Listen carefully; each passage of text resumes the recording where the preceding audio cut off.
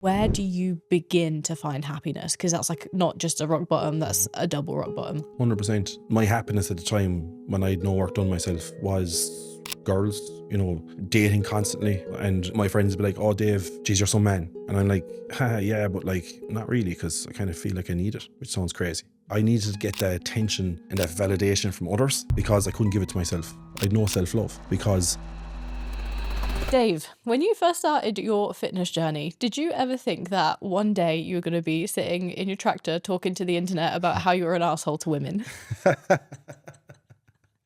I love it.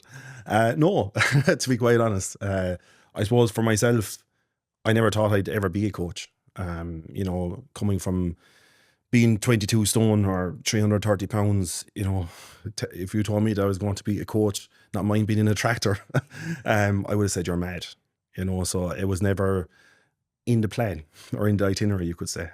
Yeah, I bet. Because your social media, as I said to you the other day, is fascinating. The storytelling, and you have got one big story to tell, which, just for anyone who doesn't know, you lost a huge amount of body Yeah, fat, around 50 kilos. 60, so about 125 pounds or so. Wow. Yeah.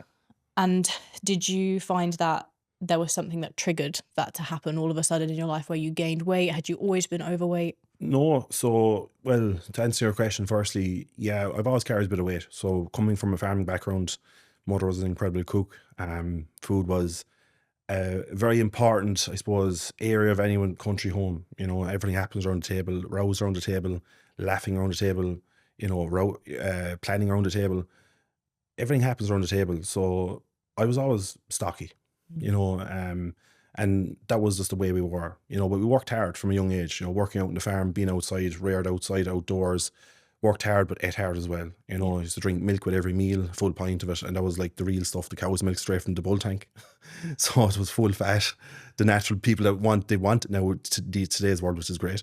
But I was drinking 3,500 calories alone in liquids, not mind everything else, and I didn't know any different. So I always carried, I was always, I suppose, from a young age, 15, 16 stone. But I suppose the biggest change for myself, 21st of January 2010, lost my sister tragically in a car accident. So that changed everything. And I guess for myself, going through grief and for our family, look, it can make or break a family. And for us, thank God, it brought us closer together. But like I said earlier, like food wasn't always a safe place for me. At the time, I didn't know. But food made me feel safe. It made me feel better at the time. And when you go through grief where you literally don't care about life, it's hard to explain. You're angry with the world, wondering, why was she taken? To be honest, Millie, like I was the bowel one in the family. Like, I'd be the one where I'd be on the quad bike out on the road, or, I'd be fucking driving the cars on the road, whatnot. And the local cop or the local guard would be always like, keep that young lady off the road, So I was the bold one. So having that anger as well, like, caused more frustration for me, and it led for me from going from 16 stone to 22 stone very, very quickly. So you feel like you carried guilt or anger at the world after that Yeah, loss? for sure. Throughout, as combined, you could say, as well as losing my sister, of course, because not understanding, like when someone is taken from you tragically and you've never experienced that before, I wouldn't wish it on my worst enemy. Grief is very, very difficult, and it's very hard to even distinguish, but it feels like you're just coasting through life. Like for me at the time, I'd overeat and not wouldn't care. I didn't care about the consequences of what I was doing to myself. Like I didn't care because I had that feeling of like, why was she taken? And it can spiral. And for all our family, because food was so important, like we all emotional it. There's no way of saying it, include Mike. Mike put an awful lot of weight on as well. And food kind of, and I'm very grateful for that, to be honest. Like it could have went a lot worse. Could have went down the road of drugs. What's your poison like? Gambling, alcohol. It could have got a lot worse. So I always appreciated that it was food, because my life could be in a total different place now if it was a different road we could have went down. So that was the biggest thing for myself. It took a long time to process. I'm still processing it. Like you never get over it. You just learn how to live with it. but doing the work over the years, was the biggest thing. But for me, I guess you could say, as the question you asked, like that aha moment for me to actually make a change was when I was in college. You know, I was always, the confident fat guy. I was reared in a pub. Like we had a pub and a farm. So I was working behind the bar from 12 years of age. So when old men came in, at 6 o'clock in the evening, you had to create conversation. So I could talk the socks off anybody. So I always had a big friend group of girls and boys. And for me at, 17 years of age, I was always like, I have my friends. I have my friends that are girls. I have my friends that are boys, but I don't need a girlfriend, you know. And for myself, it was going through college when push came to shove, when you put yourself in that reality. Because I was telling myself that when I was in a safe environment, being at home, out in the countryside, being around friends, that everything was okay. When you're put into a different environment, when you're into a college environment, where you're put in a situation where, the house parties, the pubs are great, chat away, great fun, no problem. But going to a nightclub after the pub is where, as we know, everyone goes to pool, right? And that's where I got very, very uncomfortable because, as I say, pardon my French, I used to always feel like a spare prick. Mhm. And I feel like I'd be like blocking my friends from enjoying themselves, going after girls, whatever, because I didn't have the confidence to do it. I couldn't cross that line. And that for me was the aha moment, because every time socializing, I used to socialize less because of it, because it was getting worse. And it went to a stage where I used to start to disappear, and my friends in college at the time used to start calling me Disappearing Dave, a nickname. And they never knew the real why. They never knew the real reason. I wasn't going to tell them. I didn't know how to tell them. But I used to socialize less. And as I used to socialize less in college, I used to eat more because I felt left out. So it was like double-edged sword here. So I was ruining myself in either way. So there was one particular night where everything changed for me, where it was a Halloween night, and that's a fancy dress night in college. So for us, we'd always wear like a monk costume or like a fucking, farming overalls or something, and you wouldn't care. Like girls, boys wouldn't care what they wear. It's a bit of fun. Like there's no expectation, if that makes sense, to pull or anything like that. So they were always a good night. So that night I went out, and even that night I went home, and I just never forget. I remember coming home, and even the taxi driver asking me, geez, you're going home early. It's like 12 o'clock, and my phone ringing off the hook, where my friends asked me where I was, turned the phone off, and had a takeaway course with me just to make me feel better, But sitting at the end of the bed of my apartment, tears rolling down my face, and just said, if my sister was here, because it was very close to her, it was a year and a half between us, and through the years of 15, 16, I was talking to her about girls and stuff like that. I was very close with her. And I was like, if she was here and I told her what I was doing, how would she feel? And she would be extremely upset with me, like. So I just said to myself after that day, I'm not going to hurt her anymore. And that's where everything changed. That I felt that in my heart then, because you can just I can just envision, like, it must have felt like you were like sat next to her on that bed, like having that conversation, like she 100%. doesn't want that life for you. I think for a lot of people, and I say it now, and to be honest, if someone said this to me when I was going through it at the start, I probably would have hit him. But the reality of it is, they're still with us, and they see what you're doing. You can either bury yourself into the ground like I was, or make them proud. And for me, the type of person I am, I'm a selfless type of guy, where everyone else will come first, I will come last. So naturally enough, it was easy to let myself down. So different diets I tried in the past, things I've done when I never had real purpose, like I'd fail and it was okay, because everyone else would be okay. And that was the first, I suppose, when I talk about purpose, that was the first real purpose for me, that it wasn't about me, and it was about her. And any time that I would fail or fall off the wagon, I think about it. So I couldn't literally fail. And this is what I use up to today in business, in what we're doing, still making her proud. I love that. The fact that she's such a motivator for you, but it's saved your life. It's built security for your family. It's now helped and impacted the lives of so many others in her legacy. I think it's a really poignant, the fact that you said that you were the confident fat guy. You were always happy. You were always there to basically help other people feel better, even though inside you didn't feel great, because you're also talking about your selfless. You did it in your sister's memory to make her proud.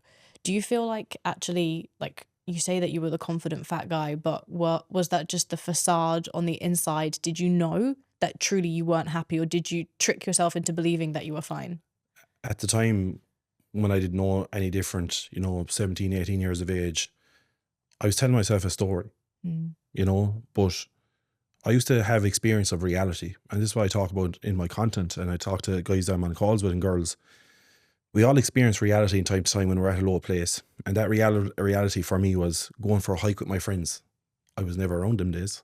I was always too busy, even though I was at home. Was, going for a dip in the river or the sea. Never around them days either. Why? Because that's reality. And for me, and I always give it another example, is brushing the teeth in the jocks before bed. That wasn't the hope. I was looking at the mirror, Mm. blocking that reality to make myself, telling myself a story, to make myself feel comfortable. And that's what we all tend to do. We tell ourselves stories and we block the real reality of like what actually is there and tell you, like you said, a facade, but deep down, like looking back, all I wanted to do was have a girlfriend, and me having the nice cars at the time, having loads of friends that were girls and guys, having a big friends group was my way of saying I'm fine, because I was too afraid to actually have the confidence to make a change or to even have a girlfriend. Yeah. I feel that. I went through a very similar upbringing, from the pints of milk at home to raiding the fridge at night with Eastern European parents, but obviously similar culture. For sure. I don't know what I was looking for in that fridge late at night, but it just wouldn't stop. Mm. It kind of felt like an out of body experience. Mm-hmm. Do you find that, unless you've spoken to someone who's gone through that, like food is their vice, that a lot of people just don't understand? Like, you are eating, and the more full that you feel, the more comfortable you feel. Yeah.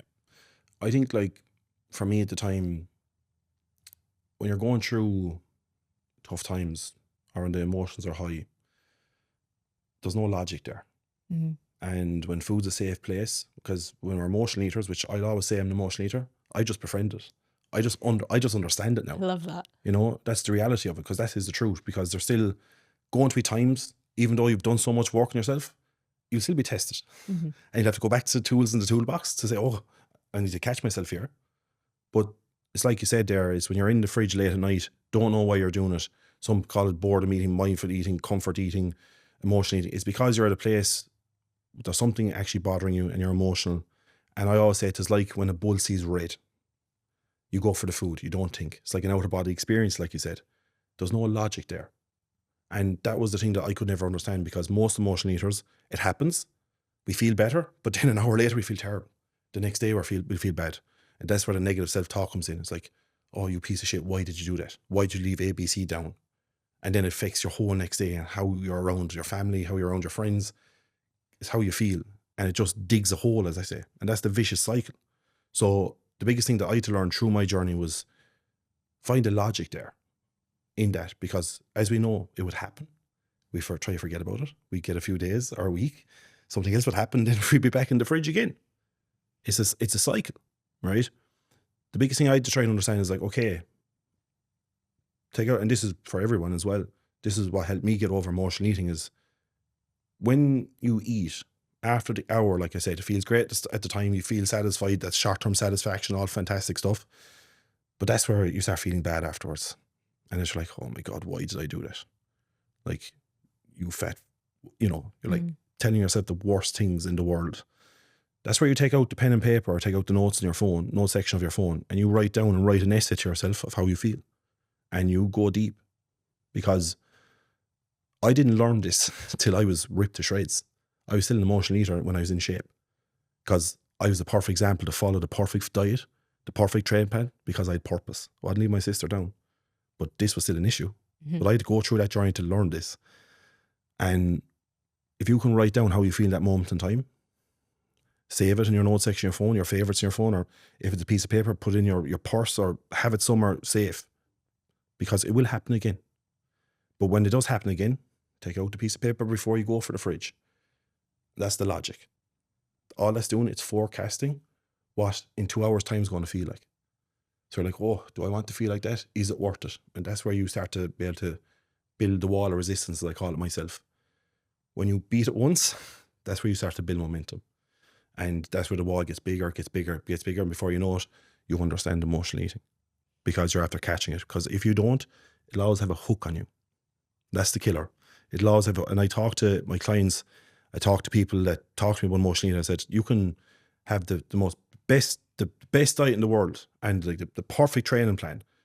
If you don't get over emotional eating, get a handle on this, it'll always have a leash on you. It'll always hold you back.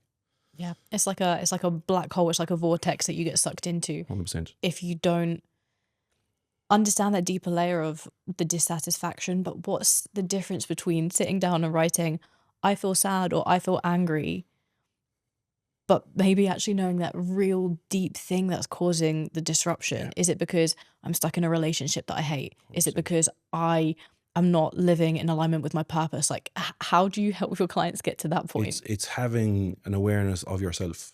Mm. Like, we call it personal development program. It's not a weight loss program, a fitness program. It's a personal development and awareness program.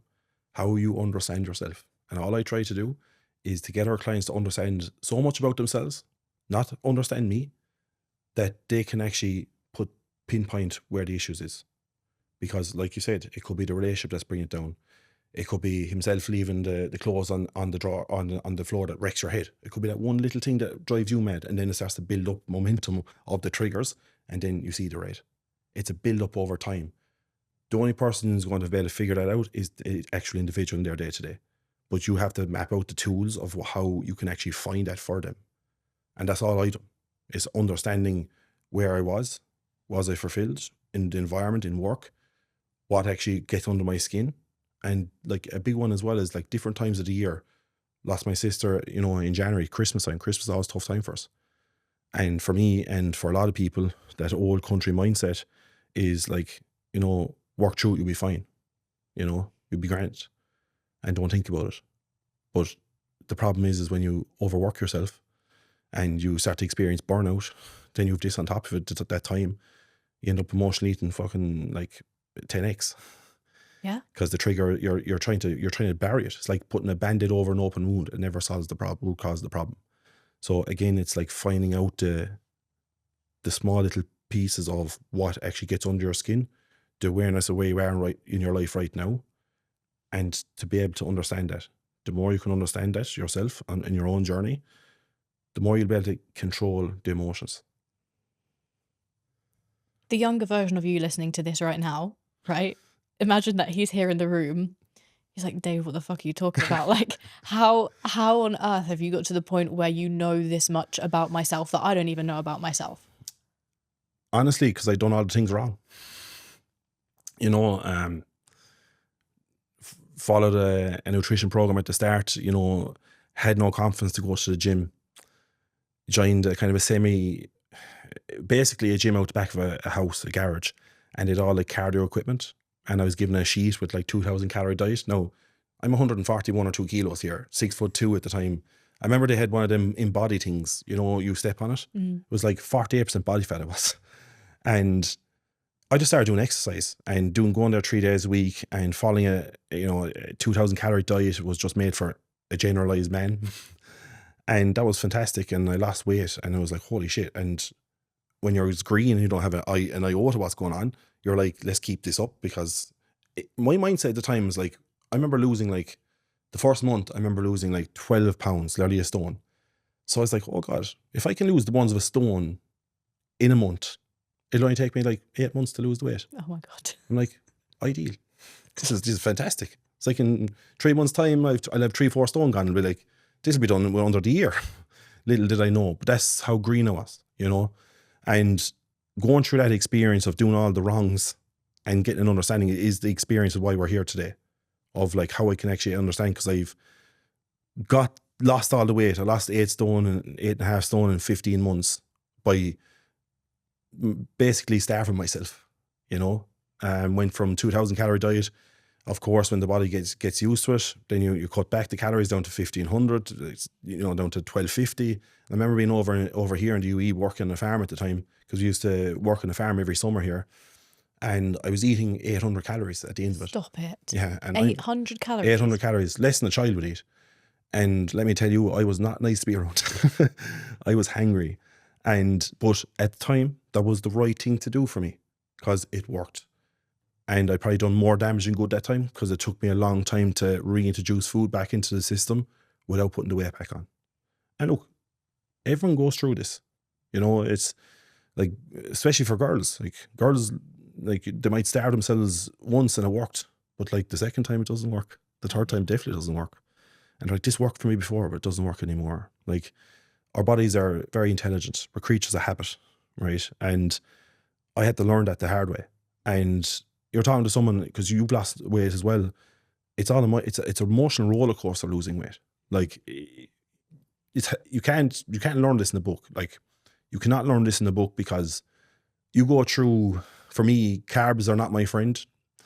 Starving myself to saying, Dave, you need to eat carbohydrates. And I'm like, oh my God, if I eat 2,000 calories, I'm going to go back to where I was. The fear of God was put inside, like, in me.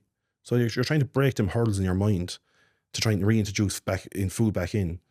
And it's a battle because one thing worked and now you're trying to reverse it and you're going to lose more weight or get better shape because of it. Doesn't make sense in your head at the time because you done it the wrong way. And for me, going through the steps of the process of change, breaking them beliefs, then, you know, I remember I started going to the gym because I started a personal training course and a nutrition course and started learning. And that's where, like, for me, the whole process of enjoying it was like where I really started to enjoy, because lifting weights and everything, because I used to be the exercise, and then I used to do this thing called insanity before that. Oh, I remember that. Like Sean T, fucking Sean T, I get shivers up my spine when I see him, to be honest. No offense, Sean T. But it was just like hardship, right? I remember doing that in Dubai at lunchtime. We come in from the field and myself and Mike would bang out insanity for like 35, 40 minutes. I used to hate it. On 800 calories? Oh yeah, 800 calories and 6 spin classes a week. How did you not fall apart? Oh my goodness. That's horrendous. I remember at age 14, I was tracking 700 calories and only from fruit. For some reason, Jesus, I thought that was healthy. Diet, But that goes to show the sheer desperation, doesn't it? Yeah. Again, for me, it was purpose.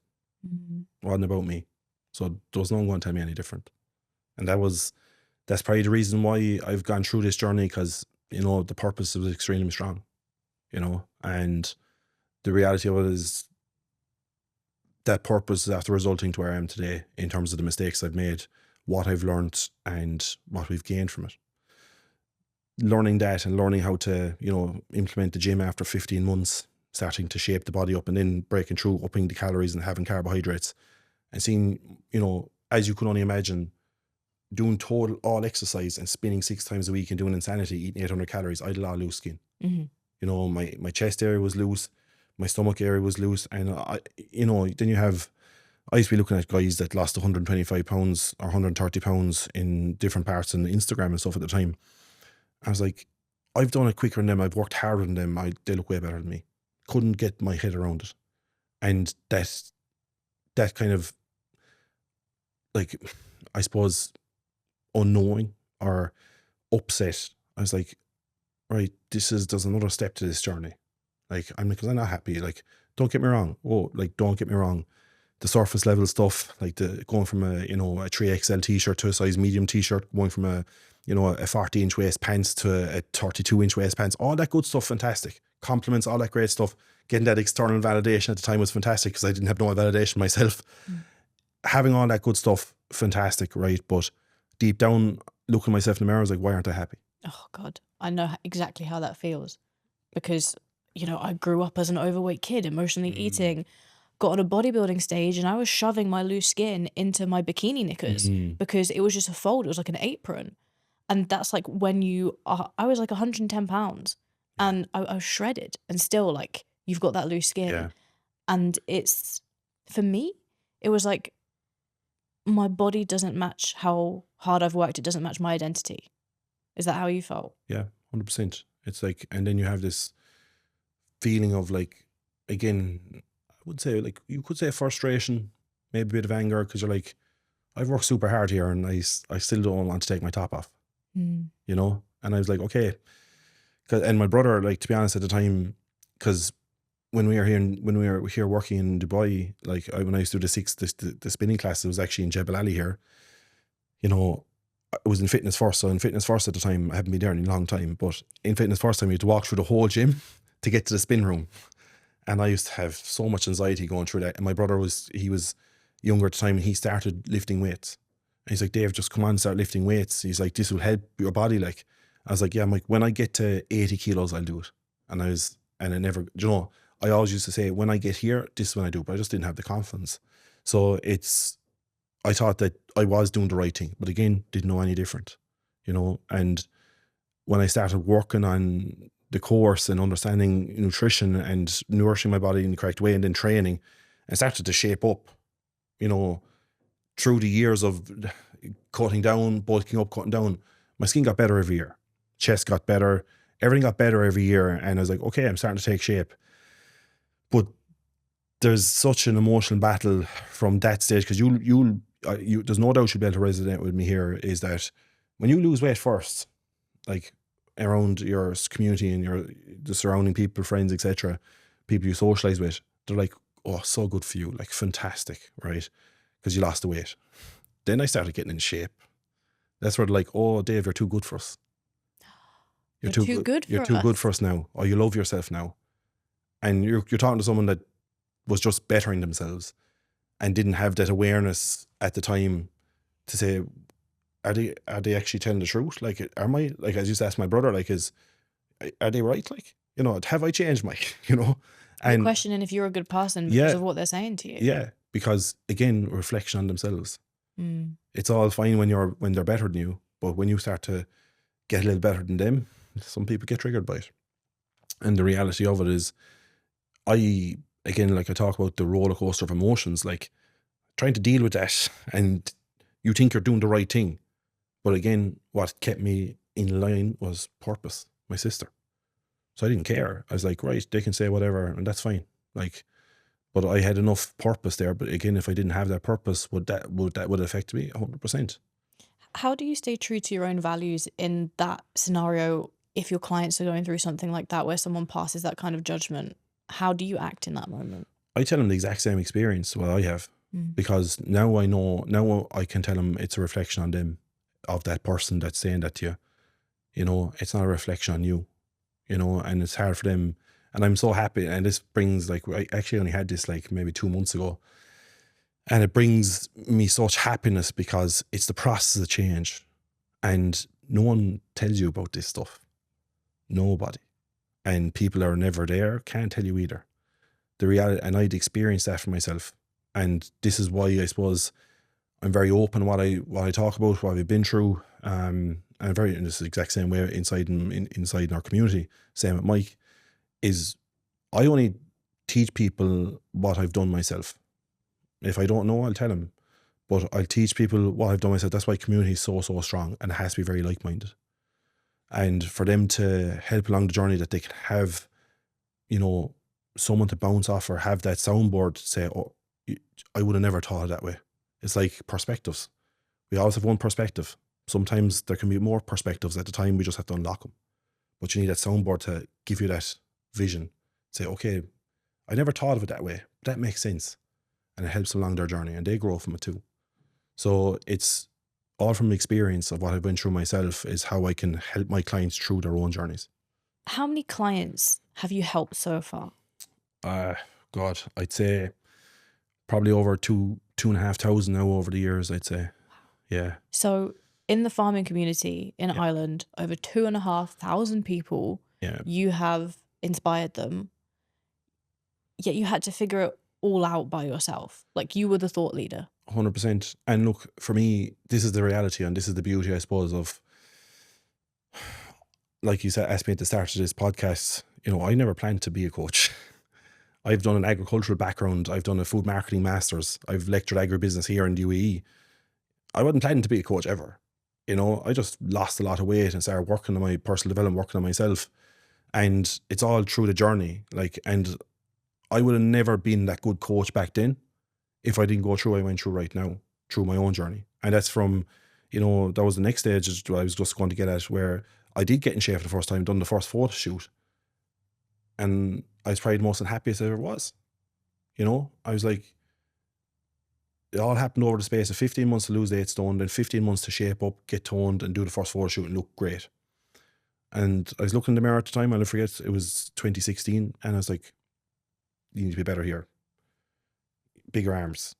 You need to be better here. And Mike was like, Dave, you do realise if someone walked past you and didn't see you in maybe 6 months or a year, they wouldn't even know it's you.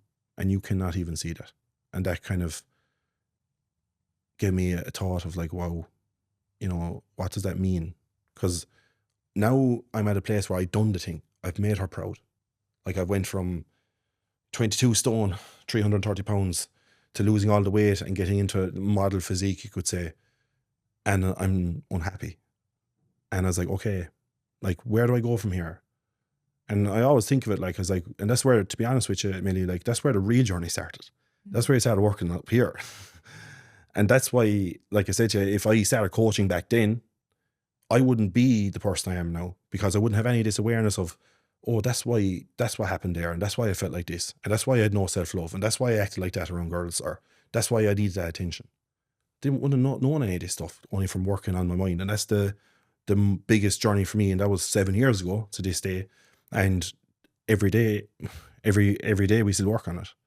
So it's now we can only, since we started this business in 2021, you know, COVID was the worst thing for people, but for me it was the best thing, because I remember coming out of it, I was setting up actually a recovery, a hot cold water therapy business, believe it or not, before COVID, because I came back from Dubai at the time, and I wanted to do something health and fitness, didn't know what I wanted to do, and I didn't ever want to be a coach.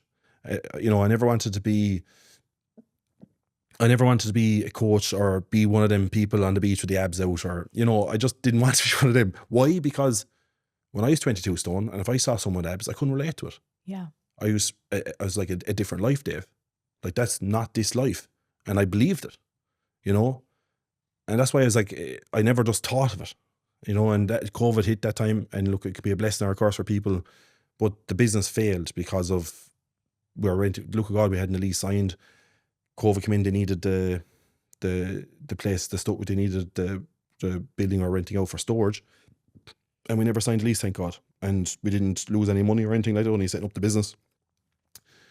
But then I remember I was back farming, milking cows for cash during COVID, you know, and I was like, is this life? You know, done the master's degree, was over here in Dubai, you know, done all this work on myself, and I'm back, you know, working for, and there's nothing wrong with that. But it's like back to where it all started, you know, during COVID. And I'm just like, that's where I really started digging into, you know, all right, I need to figure out what I want to do. Like, and at the time I was talking to a career guidance counsellor, and I was asking about farming, and this is what I've done, and, you know, where do I go after this, you know, and this was more into farming, like, and, you know, she just said to me out of nowhere, she's like, Dave, like, you love helping people. And I was like, what? It's like, where does that come out of? Like, you know, honestly, and it always like just daunted me for like them couple of weeks, and it was like, where did that come from? Like, you know, and then I was like, do you know what? She's right. Because I remember when I was doing my master's for about 2 or 3 months, I done PT on the side during my master's, and I loved it. And I said, do you know what? I'm going to give it a go. And we started that in June 2021 and never looked back since. So you get to this position where you feel like you've won, but then twofold, you get hit with, I'm in the best shape that I've ever been in, but I feel empty inside or not good enough. And then the world falling apart means that you're put in this position where, as you say, milking cows for cash. And Yeah. it's like, what now? Yeah. It's like, Where do you begin to find happiness? Because that's like not just a rock bottom, that's a double rock bottom. 100%. So like, at the time for me, was my happiness at the time when I had no work done myself was girls, you know, dating constantly, you know, and my friends would be like, oh, Dave, you know, geez, you're some man. And I'm like, yeah, but like, not really, because I kind of feel like I need it, which sounds crazy. I needed to get that attention and that validation from others, because I couldn't give it to myself. I had no self-love, because I'd done the perfect diet. I'd done the perfect training plan. I did nothing up here. And me setting goals and visualization wasn't a thing, where I'd lose weight tick that box, lose weight, tick that box, never celebrated. There was no milestones and there's no feeling to it. So it's like I had no ammunition there to say, you've done this. Yes, physically I have done it, but inside I'm still Dave that's 22 stone. And I needed to get that validation. So I always laugh as like, I used to go into pubs and stuff like that when I was 22 stone. And like, oh God, the whole place would be looking at me. And then when I was in shape, I was going into the pub saying, oh Jesus, they probably all think I'm too good for him. Who's this guy? I was like, God almighty, there's no winning here. Like, And it was all, you asked the question, where's it start with? It starts with you. It starts with from within. And that's why I had to understand where when I started working with my mindset mentor at the time, she said, Dave, you don't love yourself. I was like, what do you mean I don't love myself? I'm after doing this, I've done this in my career. Like, So you thought you did? yeah, I thought I did. Didn't know at the time. And unfortunately for most guys and girls, like they don't realize it too. But you started working with, you say, a mindset mentor. Mm. What prompted that? What prompted that was the photo shoot where I done everything. I was like, I done the thing. I can't make her any more proud than where I was. And I just thought about it, was like, okay, like maybe I need to do something in my mind. Why am I so hypercritical of myself? Like, why am I so hard on myself? And I used to get that in relationships a lot of the times, like, Dave, you're so hard on yourself. And I, secretly in my mind, which sounds terrible, I was like, no, you're just unmotivated. It's not like me in my mind, but that was my thought process at the time. Because I thought that they didn't understand.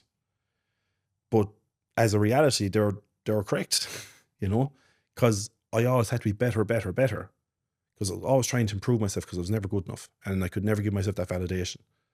And that's when like the photo shoot was the pinnacle for me to start working on my mind. That's where I said the biggest journey started, because I had to go to someone to say, I don't know what's wrong with me, but I feel like this. And yeah, is this correct? And I remember at the time, and I think this is relate to a lot of people, I was always like overthinking the car or dwell, and if you ask anyone, like I remember at the time, and I still ask some of my friends, like, at the time, do you dwell? It's like, yeah, sure, it's normal to dwell. Everyone dwells. It's like an Irish thing or an English thing as well. No, you're not supposed to dwell. And when she told me that, like, you're not supposed to dwell and overthink. What do you mean? That's normal. Everyone does it. No. And I was like, okay, let's give this a shot. Because I was like, I've nothing to lose, So then it changed the purpose to working on myself. And I still had the same purpose. So I was just bettering myself in a different area. I was training the brain as a muscle instead of my muscles. So you've got your brother Mike to thank for that moment where he said, why are you being so harsh on yourself? 100%. You didn't realize until that point? No, didn't realize what I was doing to girls, telling them one thing and not meaning it at all. And just because I was cowardly, like, so I'd lead girls on. And it happens to this day still. And people, like, I know girls, and they've ever easy to say guys are bad and this and that. A lot of guys are in the same position I was, and don't realize it. And this is why I'm talking about it, because, I didn't know at the time. I thought I was perfect. I thought I was doing all the right things. I was, not drinking, socializing, like not doing drugs, like doing the right things, doing a master's, finished the master's, doing lecturing, like doing life right, like, and no, I wasn't. So this is why I talk about it. And sometimes people, especially guys, find it hard to, like, digest it, because they're at the same place where I once was, So the way that you treat women was a reflection of your self-esteem being at rock bottom. Yeah, because I needed that attention for my own happiness, because I couldn't give it to myself. And it would be, if I was single, I'd be seeing girls quite regularly. And when I'd always jump into relationships, and the biggest thing for myself is, like, a big thing that always happen would be, and this is because this is going back through the years working in therapy and whatnot, is if I had a row, which I could have created a row, because say she could have been off for a weekend and I'd need that, and then I'd cause a row because I want that attention, which happens, right? And I create the row, upset her, and then walk, right? Till she'd have to come back after me, even though I made the mistake. And she's like, you're so selfish. But in my mind, it's like, she was going to leave anyway. I was never good enough for her. Couldn't see myself good looking girl, you know, I'm looking through my lens at 22 stones thinking, what's she doing with me anyway? So the minute something happens, I'm like, yeah, she's gone anyway. Like she never saw anything in me anyway. So you weren't even aware that you were manipulating the situation Yeah, yeah, because you were so desperate to have that kind of yeah, attention and the validation. yeah. You mentioned therapy, that's how you started to get to learn this Mm-hmm. about yourself. Mm-hmm. Was there a prompt when it came to the therapy where you realized, okay, this is why I have these relationships with women? Yeah, not exactly the women part, but she asked me at a time, said, tell me three things you love about yourself. And I was like, okay.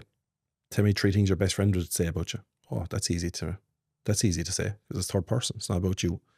And a lot of people find that hard to answer, and people listening. And the first realization for me was like 4 months or 6 months after when I'm doing the work, after doing the work myself. I was at actually a mentorship, and a mindset therapist came in, or a coach came in, and she had in the microphone, there's 200 people in the room, and she's just like, tell me three things you love about yourself. Like boom, boom, boom, boom. And everyone's like, and I was like, holy shit, this stuff is working. And that was the realization. And the more I could actually see that, you know, my self-love was up, I didn't need to be like that towards girls. I didn't need to lie to girls. So it changed from like being that prick to being honorable, like, and wherever you are in your journey, just be honest and don't lie, you know. And that's the reality of, I think, a lot of men. If they'd done the same thing, you know, the world would probably be a better place. You will maybe need to humor me with this, but how do you tell hardworking men that have never spoken about their emotions that they need to go to get to know themselves so that they can understand how they can start acting in a way that fulfills them? Because my content, number one, right, of people, we're dealing with the most closed niche, you could say, or group. Like I was the most closed. I'm only talking to 22 Stone Dave all the time. That's the only person I'm ever talking to on my content. Talking to the old version of me all the time, what I needed to hear. And the reality of it is, what I say is people can relate, and it opens the door for them that I'm a safe place, because they've never heard stuff like this, or they're like, what's this about? This is actually Jesus. Is this guy actually talking to me? Is he talking about me? You know, but and then when you can do that and you can break through someone, and it's always in the actions will prevail all, because once you see the actions, you know exactly how their mind is working. Because I can see how my own actions were, you know, if it's masking with work, you know, if it's masking with girls, it's masking with drink, food, whatever. Everyone has a vice, you know, and it's very similar. It's all the same, you know. It's like I said earlier, is whatever your poison is, and that is the door opener, or the safe place for these guys, is where they say, people come to us and they're the most close people ever. Like, it's like, why'd you come to us? I don't know, but then you start to peel back the onion, and you'll find out the real reason why they've come to you, because there's something that I've said that we just have to find out. And then they feel comfortable, because it's like, look, you've been through it, man. I feel okay talking about it, and it's a safe place. And that's what I love, and that's why, you know, I love what we do, because it's transformational. Like, you know, it's not just whatever it's personal development. The side product, the byproduct of all this is weight loss, confidence, all that good stuff. That's the byproduct of fixing this. So to fix this, you mentioned therapy. Mm.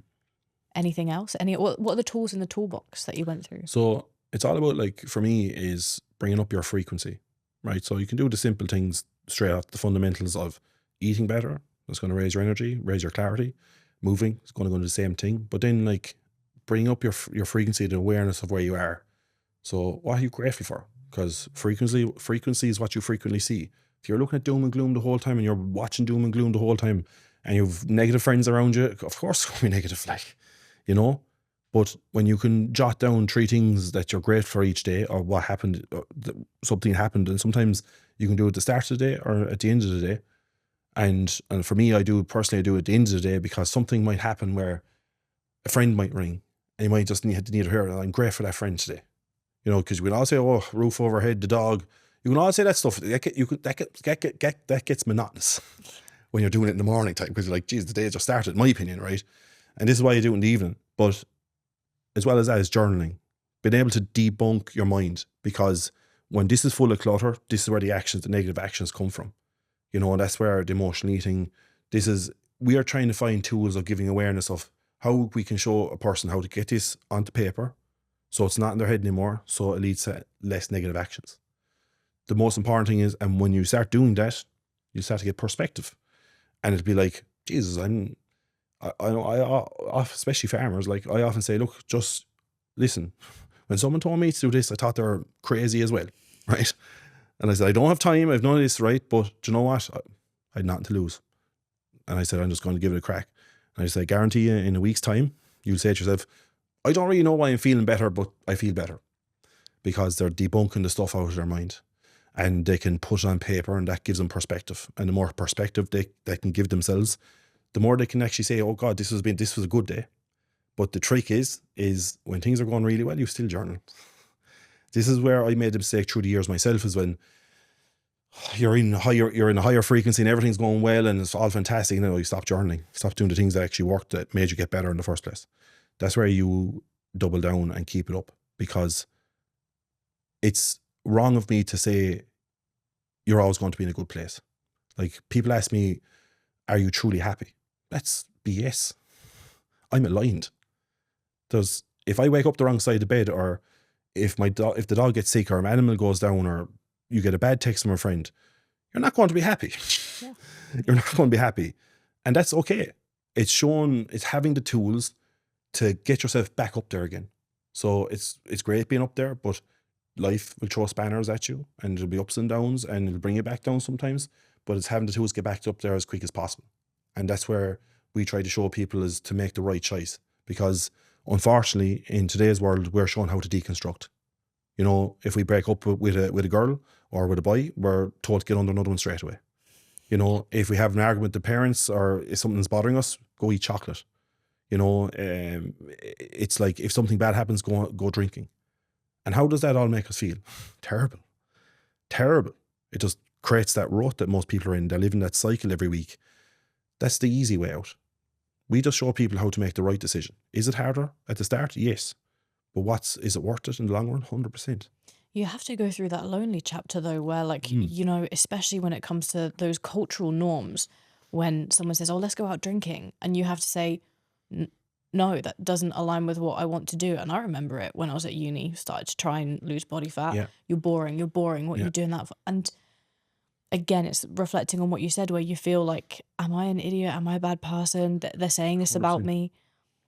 How do you stay aligned and strong during those times? Or how do you perhaps positively influence those around you? It's all influence.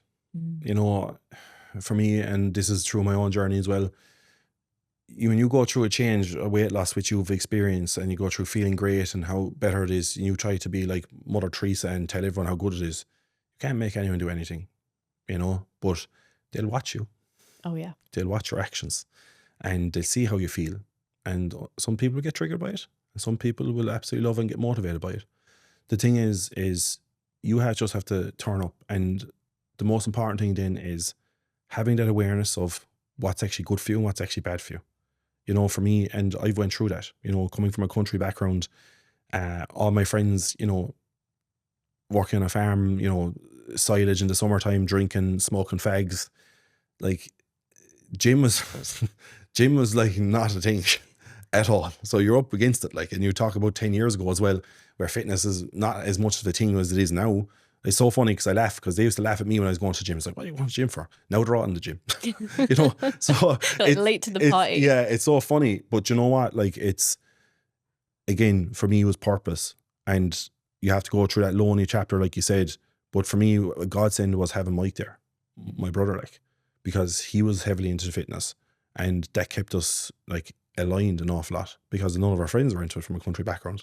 So it was us. And then what happens is, when you meet like-minded people, you immerse yourself into, spaces where people like the same thing as you, and, you create friendships. Like, all my best friends now are from, like, being online, from immersing themselves and investing into themselves to get better. Like, these are all my really, like, of course I have my OGs at home, but these are all my friends that I can relate to more than ever. and you will lose people along the way, and that's fine too. Like, everyone has a different path in their journey, and that's cool.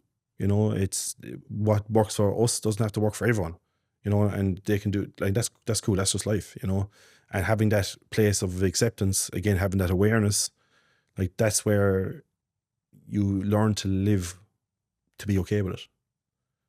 So for me, it's creating that own reality, especially from a country place in Ireland, is like, cars is always a big thing for us, bikes, like, all the stuff that we're adrenaline junkies, right? But that doesn't have to be based around alcohol, where most people think if they miss a weekend that their life is going to end, which we think now it's a sad existence, but you know what? It's just where they are at their journey, and that's fine.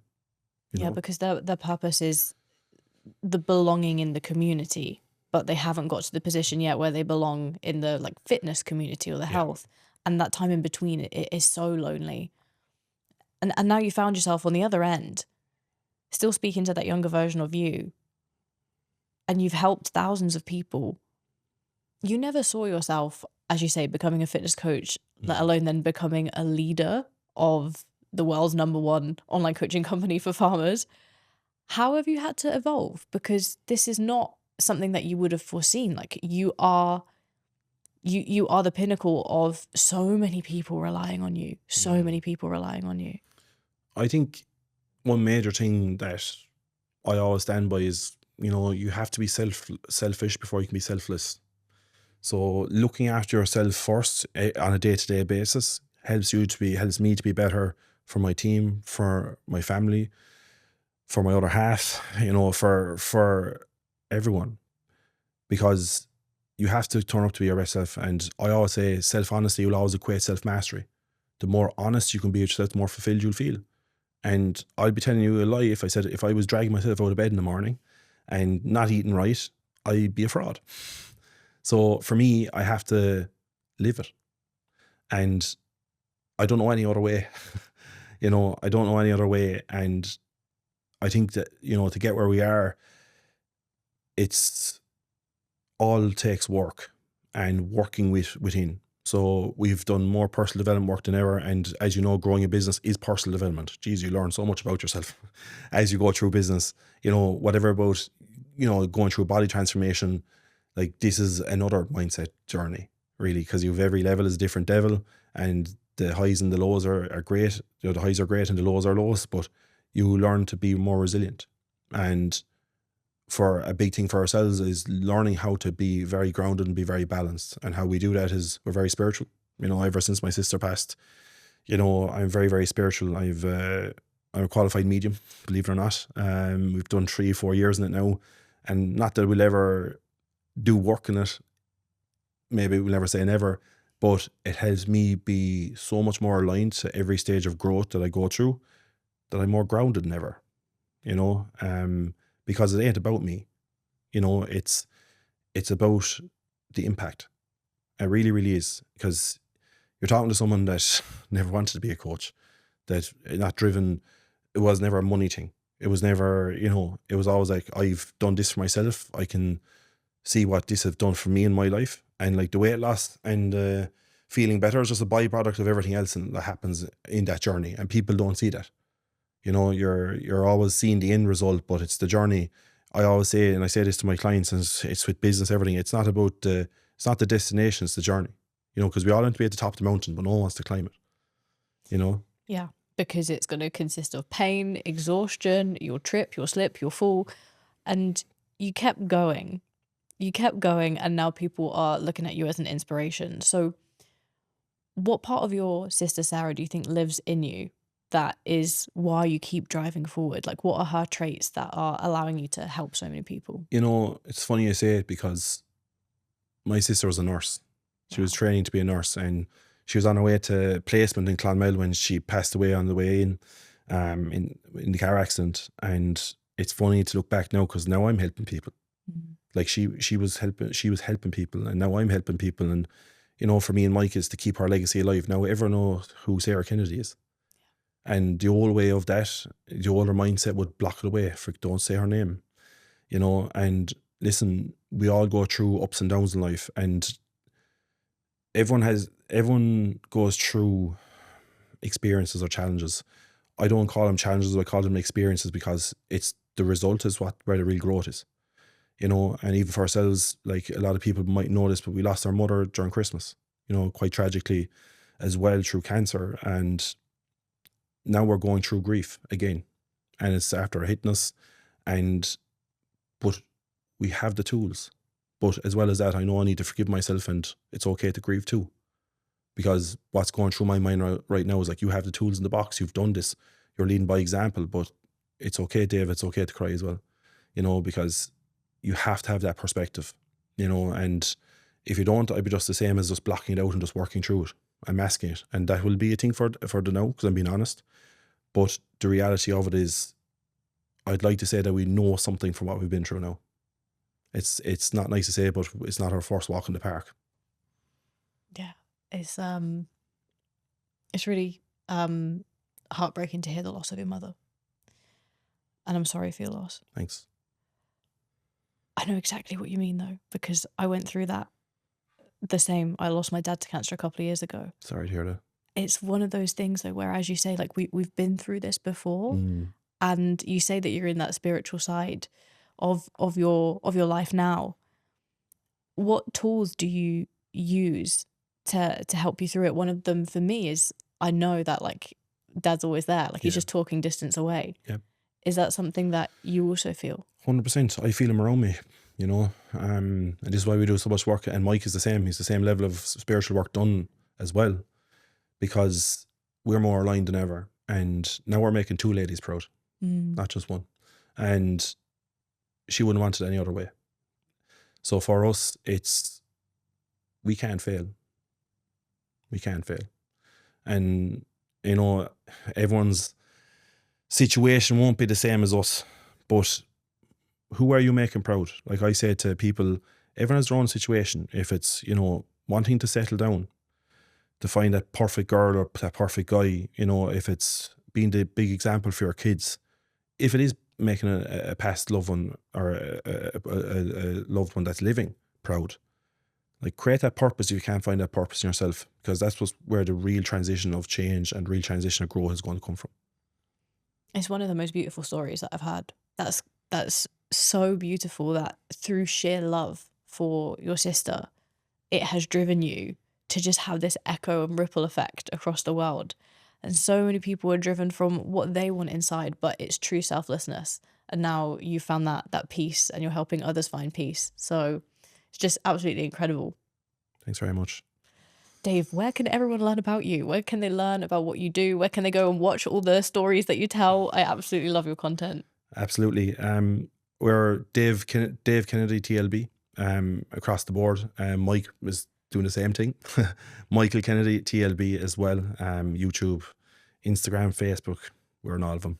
Thank you so much, Mike. Really appreciate your time. It's been a pleasure. Thanks very much.